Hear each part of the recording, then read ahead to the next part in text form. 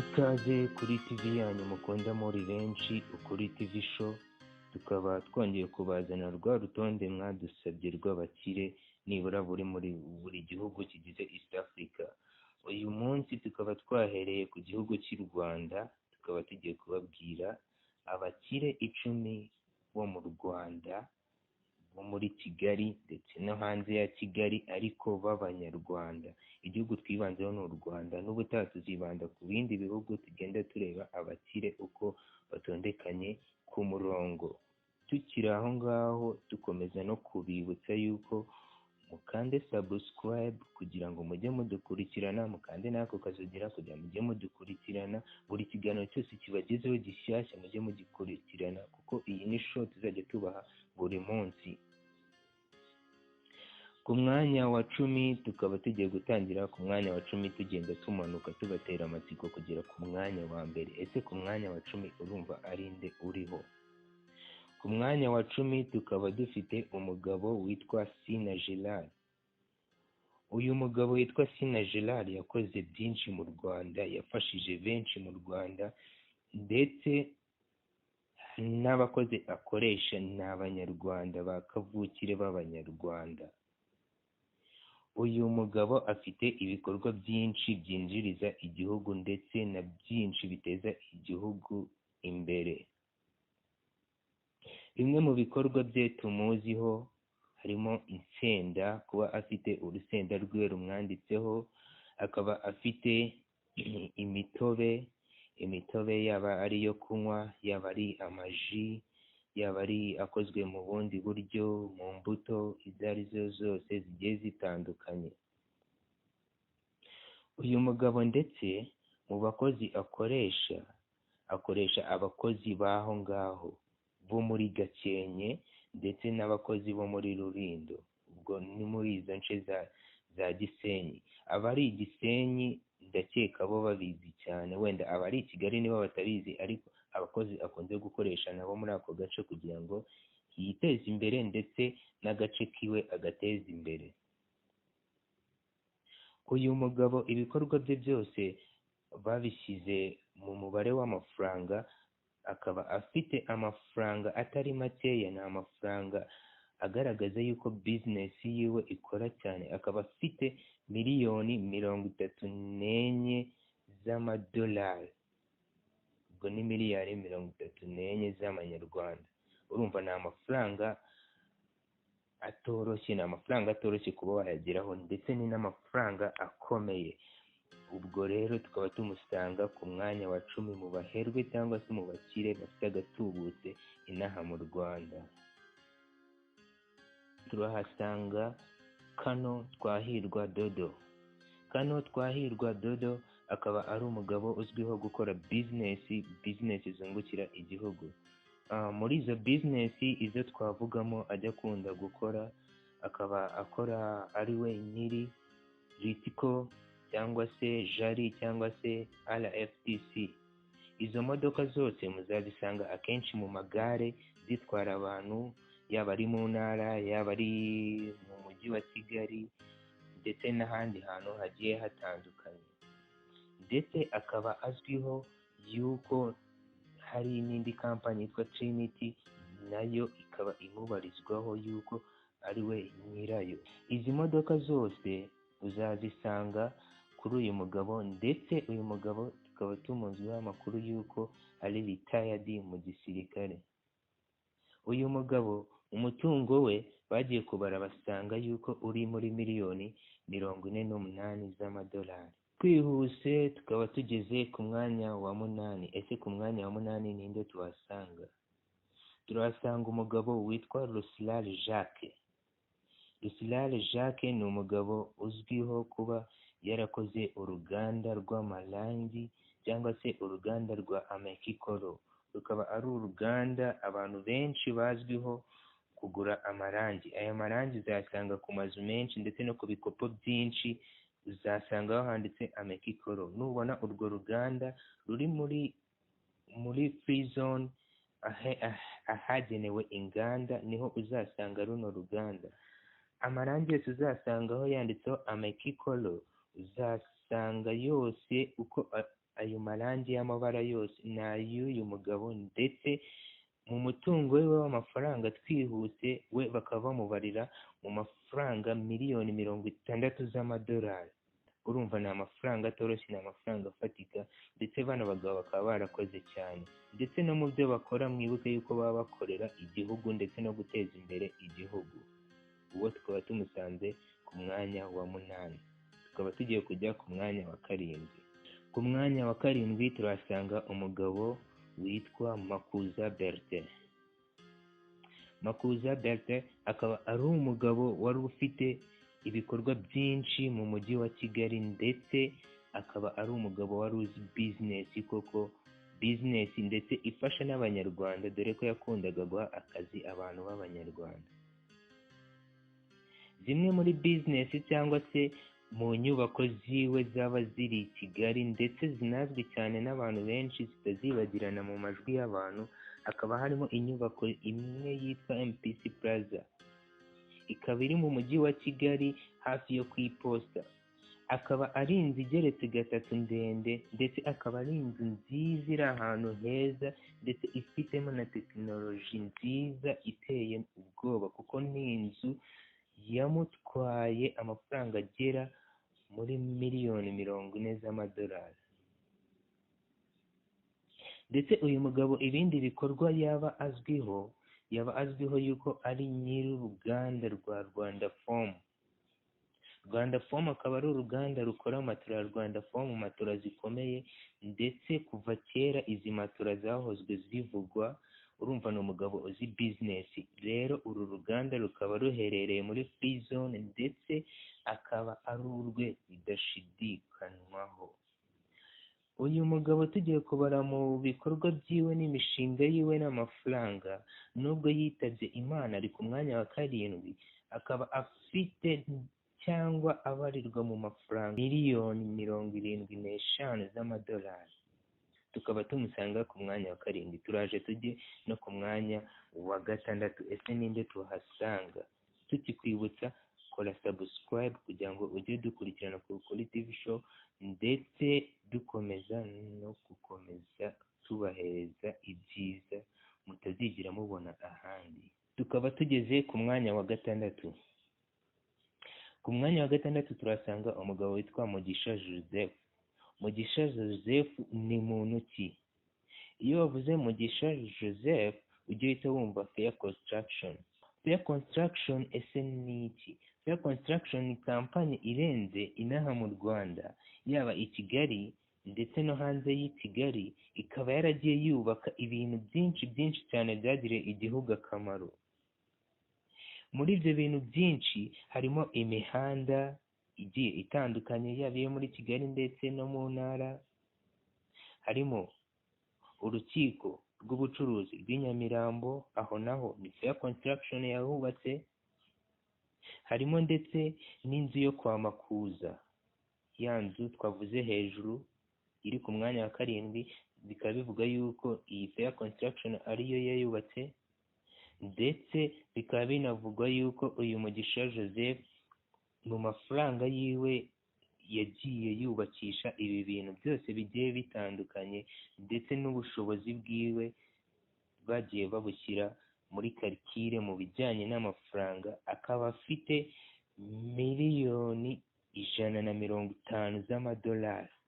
Ni amafaranga bisaba kuba warakoze ugakora ndetse ukongera ukanakora. Uyu Mugisha Joseph rero tukaba tumusanga kuri uru rutonde rwa 6 muri miliyoni 150 z'amadolari, ariwe uyoboye runo rutonde rwa 6. Mu kanya turajya ku rutonde rwa 5.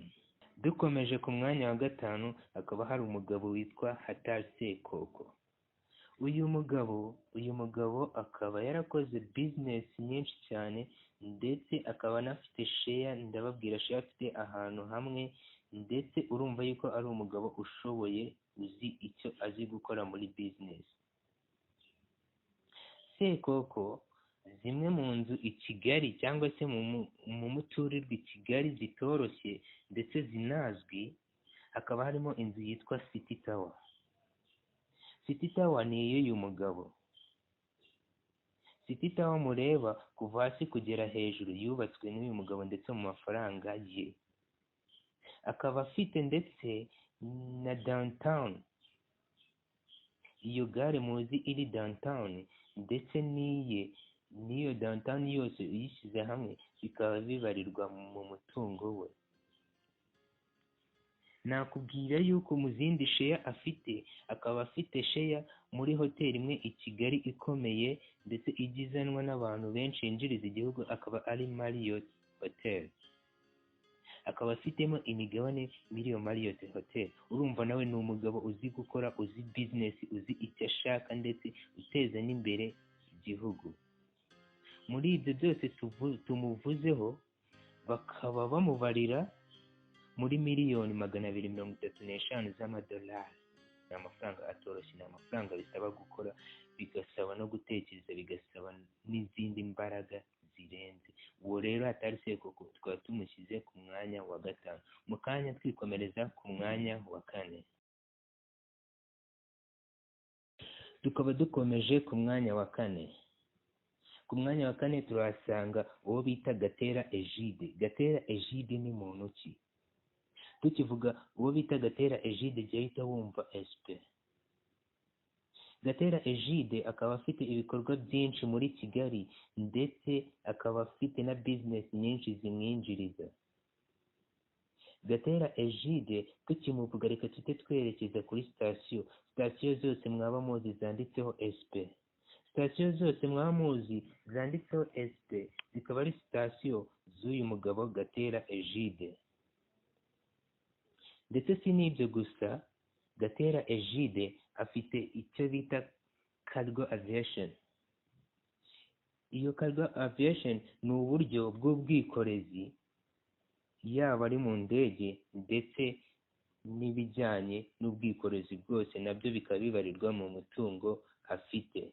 Ndetse bakaba banamubarira mu mafaranga agera muri miliyoni 260 z'amadolari. Miliyoni 260 z'amadolari ni amafaranga menshi cyane, ashobora kuba yakora ikintu kirenze ndetse nawe nk'uko yabikoze yiteza imbere ndetse anateza imbere igihugu cy'u Rwanda.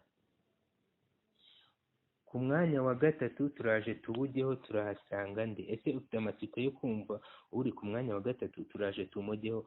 Komeza ukurikirane kuri TV show ndetse unakanda subscribe, unakanda no kuri yanzogera, unasharinga kugira ngo twese tujye ubu bumenyi tujye tubuhererekanya kugira ngo n'abandi bamenye uko inaha biba byifashe. Twakomeje ku mwanya wa 3.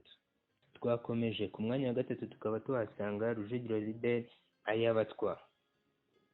Uyu mugabo akaba azwiho mu mujyi wa Kigali ahantu bita i Gikondo, akaba afite umudugudu.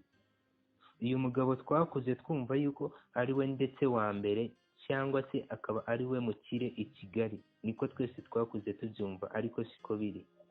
Uyu mugabo nubwo atari ko biri ntabwo byoroshye, ndetse no kuba ari ku mwanya wa 3 nabwo urumva ni umugabo ukomeye cyane, ufite ibikorwa yakoze ndetse ufite n'izina rikomeye muri rubanda. Uyu mugabo akaba afite umudugudu ahitwa i Gikondo. Uwo mudugudu akaba ari amazu arenga 100, akaba ari umudugudu utuwemo n'Abanyarwanda, ndetse uwo mudugudu wose akaba ari we wawubatse ku mafaranga ye, ndetse no ku bikorwa bye byose biri muri uwo mudugudu bikaba byaribye. Akaba ari ryo zina azwiho ngo ahantu bita kwa Rujugiro. Si ibyo gusa, uwo mugabo akaba afite n'uruganda ruri international, Pana Africa Tobacco. Ni uruganda narwo rwamwinjirizaga mu buryo bw'amafaranga, ndetse rukaba ari uruganda rumwanditseho ku izina ryiwe. Uyu mugabo tugiye kubara mu buryo bw'amafaranga cyangwa mu buryo bw'umushobozi, akaba afite miliyoni 350 z'amadolari. Miliyoni 350 z'amadolari bikaba bimushyira ku mwanya wa 3 mu rutonde rw'abantu 10 cyangwa se abakire 10 mu Rwanda bakomeye cyane. mu buryo bw'ubushobozi cyangwa se mu buryo bw'amafaranga. Nguwo Rujugiro.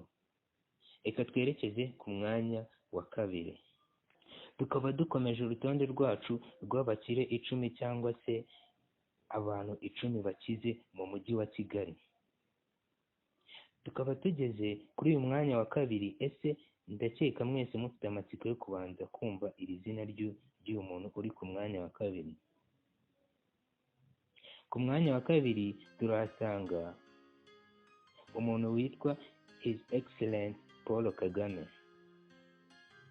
Tukivuga rino zina His Excellence Paul Kagame, nawe utarizi mu mujyi wa Kigali cyangwa se mu Rwanda ndetse no mu baturage muri rusange. Uyu mugabo akaba yarakoze ibikorwa bifasha igihugu ndetse binagiteza imbere muri rusange, ntawe utabizi, ibyo ntawe wabishidikanyaho. Uyu mugabo akaba akomeye ndetse no ku isi yose harimo ibikombe yagiye atwara. Uyu mugabo benshi bamufata nk'icyitegererezo cy'ejo hazaza ndetse bakamufata n'icyitegererezo cyo gukora mu byo aba arimo byose, yaba ari imishinga ye ndetse na bizinesi ndetse n'uburyo ayobora, hakaba harimo bamwe babimukundira.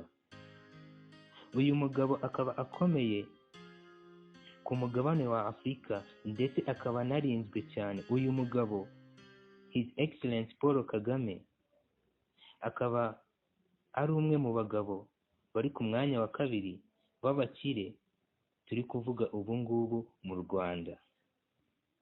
Uyu mugabo His Excellence Paul Kagame bimwe twamuvugaho nuko afite share muri Bank of Kigali ndetse akaba afite share aho bita muri Crystal Ventures. Crystal Ventures akaba ni like company cyangwa se group ibamo ibintu byinshi bigiye bitandukanye bizwi bijya bikorerwa inaha. Urugero twavugamo muri izo Crystal Ventures hakaba harimo Inyange. Inyange ni amazi y'Inyange ndetse akaba ari muri aho ngaho muri Crystal Ventures. Hakaba harimo NPD ndetse hakaba harimo icyo bita Rio Construction, abubaka ubwo ngubwo bamenye ibyo ari byo. Hakaba hanarimo Isco. Usibye na Isco harimo n'icyo bita Boben Cafe. Uyu mugabo rero muri ibyo byose bikaba byaje tukamushyira ku mwanya wa kabiri ndetse akaba ari umugabo w'icyitegererezo mu Rwanda, yaba muri rubanda, abato n'abakuru, ingeri zose ndetse n'urubyiruko. Ibi byose tumuvuzeho bikabakaba muri miliyoni 500 z'amadolari.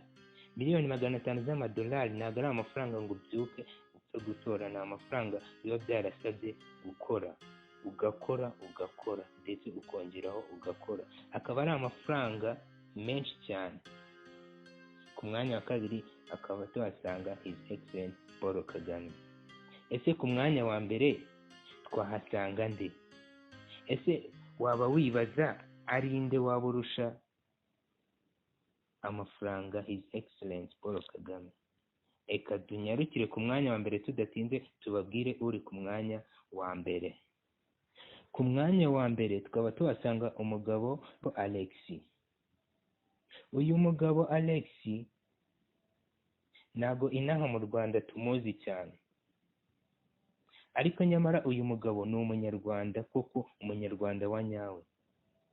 Yavukiye ndetse n'inaha mu Rwanda.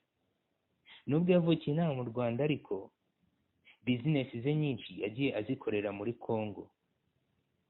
Ndetse iyo turebye muri background yiwe aho ngaho muri Congo tuvuga, ni naho yize amashuri ya primaire, segonderi ndetse na université niho yayigiye. Uyu mugabo dusanga ku mwanya wa mbere Alex, aho ngaho ese muri Congo yakoraga iki? Uyu mugabo yakoraga business zijyanye n'amabuye y'agaciro, ubwo ni zahabu. Uyu mugabo aho ngaho muri Congo yahakoreye business zifatika, ageze aho yiyubaka ndetse tukaba tumubarizwa ku mwanya wa mbere mu bantu bagize abakire mu Rwanda. Uyu mugabo ndetse akaba yarakomeje kwagura ibikorwa bye hirya no hino muri Afurika. uyu mugabo niwe muntu wa mbere wakoze uruganda muri Afurika rwa Telecel. Telefoni izi ngizi tumenyereye z'amataci tujya dukandamo intoki ndetse tukajya no ku ma interineti tugakora ibyo bishaka, izo zose zitaraza, uyu mugabo yari afite icyo gihe urwo ruganda rukora izindi telefone zitwaga Rwandacell. Izi telefone ndakeka abantu bo mu myaka bya 2000 hafi aho ngaho ndakeka muzibuka udutelefone dutoya twabaga twanditseho Rwandacell. Izo telefone zikaba zimubarizwaho ndetse urwo ruganda rukaba rwarurwe muri Afurika, niyo muntu wari urukoze. Muri uko gukora izo telefone ndetse n'urwo ruganda ntabwo yabikoreraga muri Congo. Burya igihe cyaje kugera aragenda, ariko aguma muri Afurika aho bita South Africa. Ibyo byose niho yabikoreraga. Usibye n'ibyo byose tumuvuzeho, niyo muntu wubatse uruganda muri Afurika rukora imivinyo, ndetse imivinyo igakundwa ndetse no kugeza hanze y'ibihugu bya Afurika. Ikindi kinarenze kuri uyu mugabo, ari mu bantu bahagararanye na Nelson Mandela. Ibaze nawe. Impamvu tutamuzi cyane uyu munyarwanda dushyize ku mwanya wa mbere, bizinesi ze nyinshi yazikoreraga mu gihugu cya South Africa nyuma y'uko yari avuye muri Congo akerekeza iyo ngiyo muri South Africa, ubwo ni muri Afurika y'Epfo. Tugiye kubara mu butunzi bw'amafaranga y'ibi byose twavuze hejuru, uyu mugabo akaba abarirwa muri biliyari 3 z'amadolari. Ni amafaranga menshi cyane, wongereho menshi cyane. Ayo mafaranga rero bigatuma ari we munyarwanda wa mbere uyafite, ikaba ari nayo mpamvu tumushyira ku mwanya wa mbere. Ni umunyarwanda wavukiye inaha, nubwo benshi tutamuzi, akora business iyo ngiyo, ariko ni umunyarwanda, niyo mpamvu tumushyize ku mwanya wa mbere.